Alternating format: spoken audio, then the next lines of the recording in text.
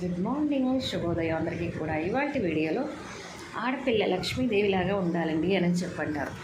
లక్ష్మీలాగా కళకళలాడుతూ ఉండాలి అని చెప్పంటారు. కళకళలాడుతూ ఉండడం అంటే అండి, రోజు పట్టుచీర కట్టుకొని బంగారం నగలు వేసుకొని అలంకరించుకుంటూ బ్యూటీ పార్లర్కి వెళ్ళి అందంగా కనపడమని కాదండి.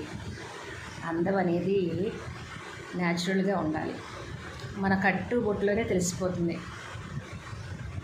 బ్యూటీ పార్లర్కి వెళ్తే రాదండి అందం. మన మనసు అందంగా ఉంటే మన మొహంలో ఆ ఎక్స్ప్రెషన్స్ కనపడతాయి.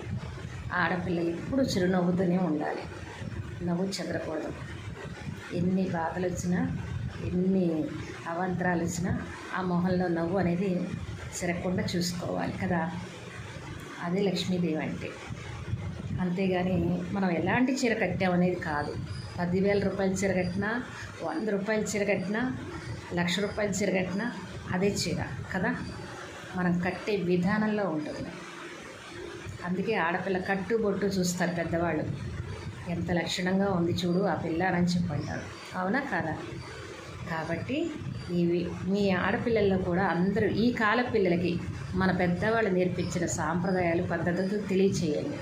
కట్టు బొట్టు వివరణ ఎలా ఉండాలో తెలియచేయండి. ఆచరిస్తే మనకి మంచిది, ఆచరించకపోతే నష్టం కూడా మనకి.